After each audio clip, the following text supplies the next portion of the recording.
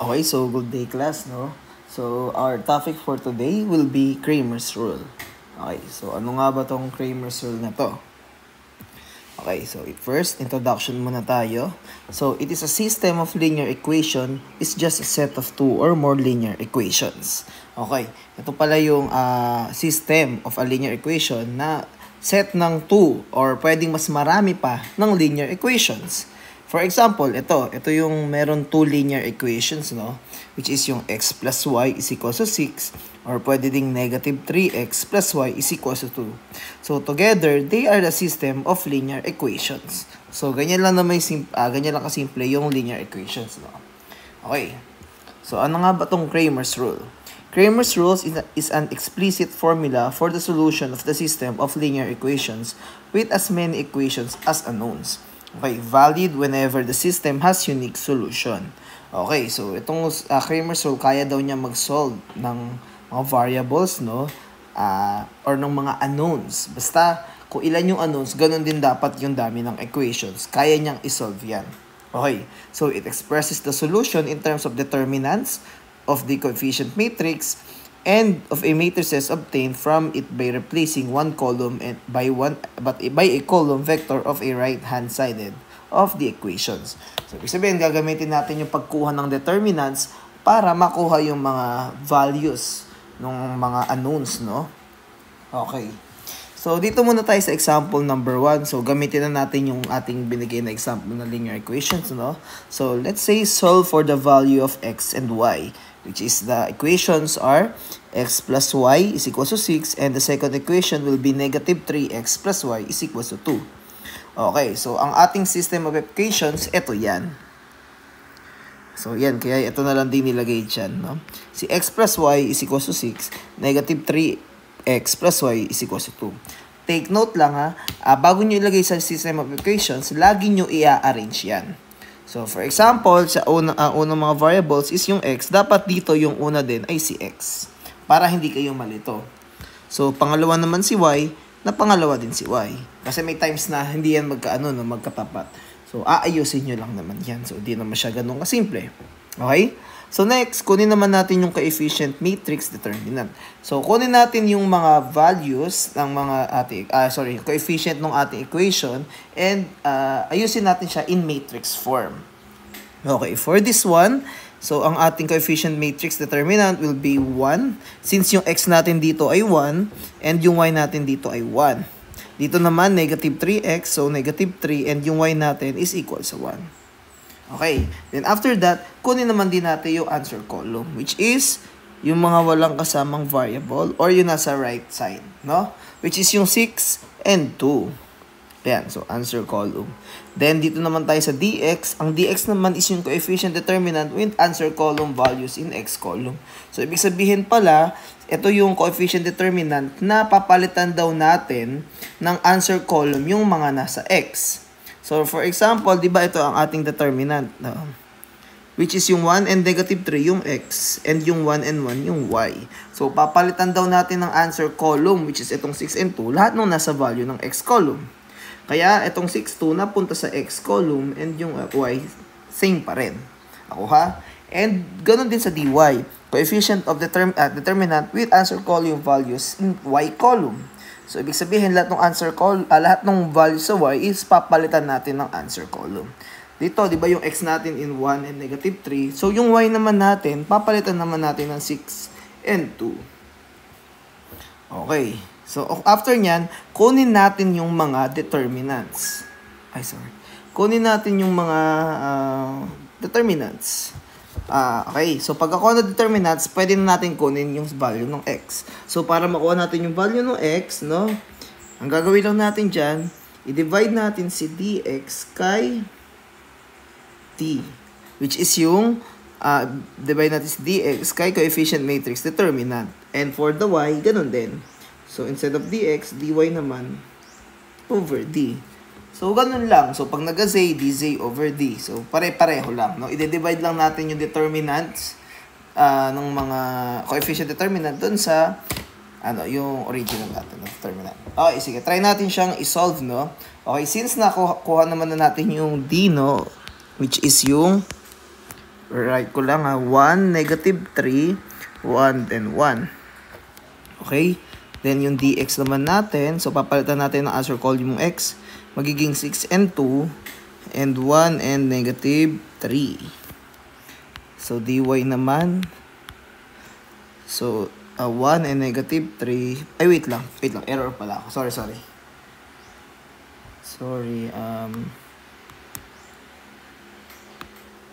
Okay, ulitin ko, no? Kay D, okay, tama lang yan. Ulitin ko lang, 1 and negative 3, 1 and 1. So, dito naman kay dx, ang papalitan pala natin ay yung nasa x column, which is 6, 2. And yung y, pareho pa rin, which is 1, 1. Ganon din sa dy. So, ang x natin is same pa rin na 1 and negative 3. Si y naman ang papalitan natin ng answer column. Okay. So, kunin naman na natin yung kanilang determinants. So, para sa D, di ba ang formula lang naman kapag 2 by 2 is AD minus BC. No, siguro di ko na ituturo at topic natin last time. Okay? So, 1 times 1 will be 1. Minus negative 3 times 1 is negative 3. So, 1 minus negative 3 will be positive 4. Okay.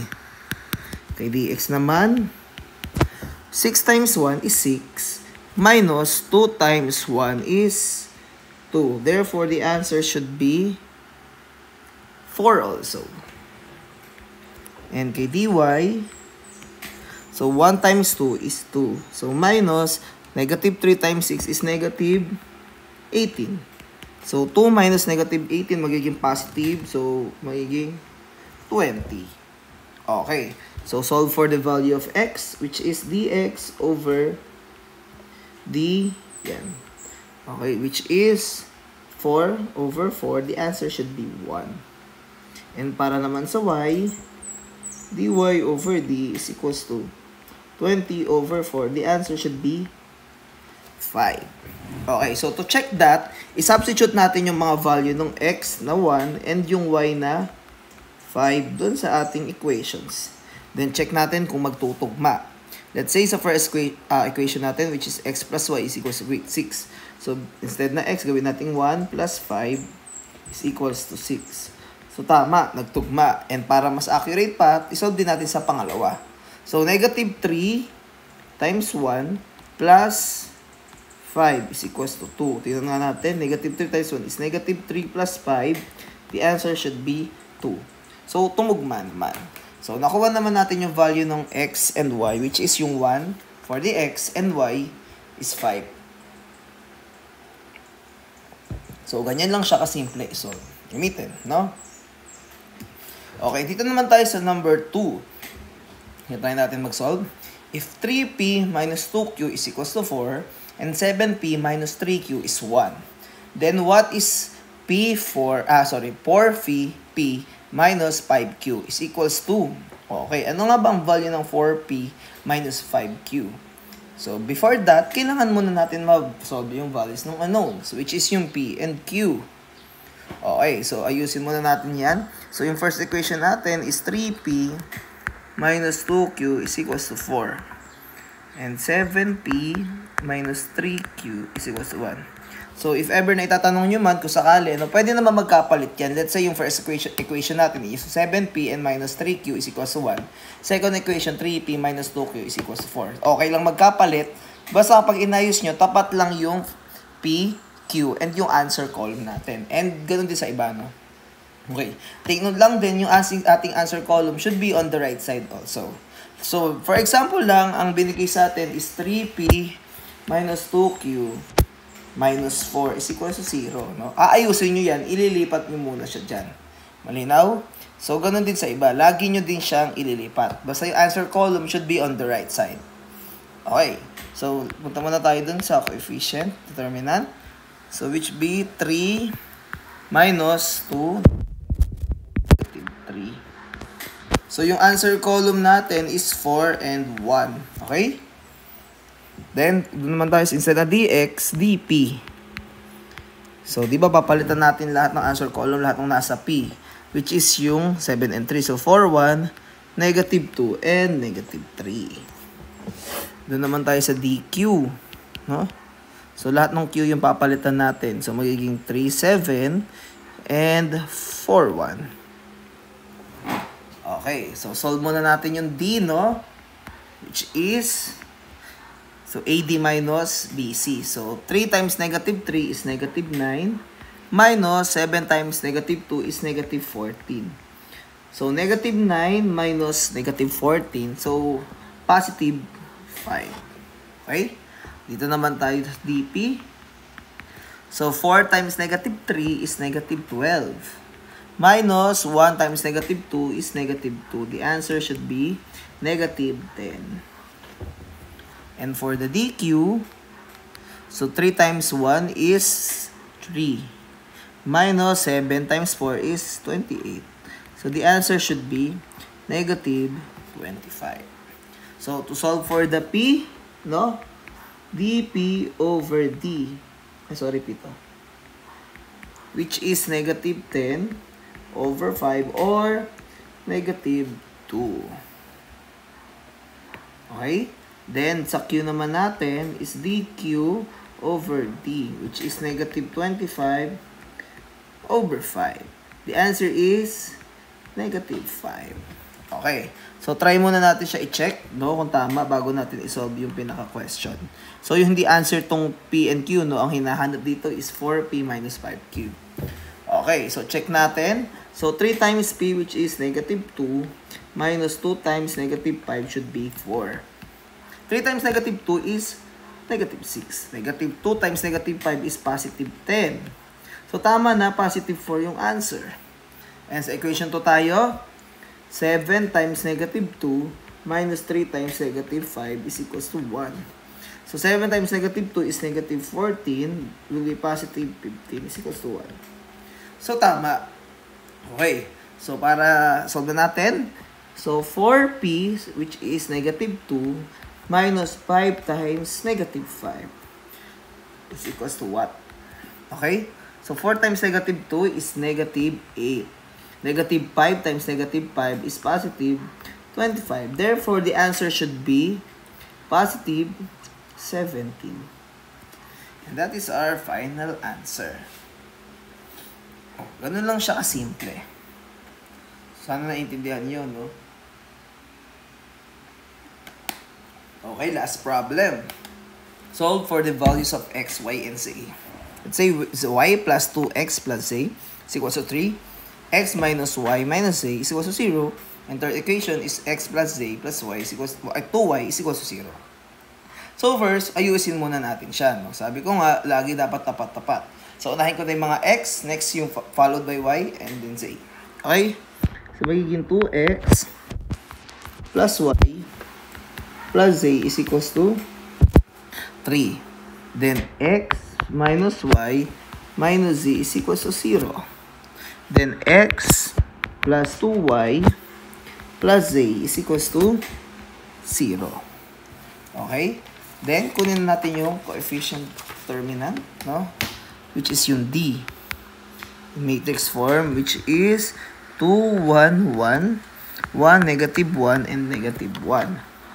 And 1, 2, 1. And yung answer column natin should be 3, 0, and 0. No? So, doon naman tayo sa dx. So, papalitan natin lahat ng answer column, yung mga nasa x. Ito kasi yung x, y, and z. So, magiging 3, 0, 0. Then, copy na lang natin iba. Okay? Ayan. For dy, si dy na may papalitan. So, magiging siya yung 3, 0, 0. And 1, negative 1, 1. And dz. So, dito na lang ilagay, no? So, dz natin, z yung papalitan. So, 2, 1, 1. 1, negative 1, and 2, and 3, 0, 0. Okay, kunin natin determinant ng D. So, I think, much better, gamitin ko na lang yung basket weave method, no? Okay. So, gamitin ko 2 times negative 1 times 1 is, yan to, negative 2. Okay, 1 times negative 1 times 1 is negative 1. So, 1 times 1 times 2 is positive 2. minus 1 times negative 1 times 1 is negative 1. So, 2 times negative 1 times 2 is negative 4. Then, 1 times 1 times 1 is positive 1. The answer should be 2 times negative 2 minus 1 is negative 3 plus 2 is negative 1 minus negative 1, negative 4. So, 5, negative 4, no? So, which is negative 4. The answer should be positive 3. O, dx naman tayo. Okay, 3 times negative 1 times 1 is negative 3. 1 times negative 1 times 0 plus 0. Then 1 times 0 times negative 2 is 0 then. Minus 0 times negative 1 times 1 is 0. 2 times negative 1 times 3 is negative 6. Then 1 times 0 times 1 is plus 0.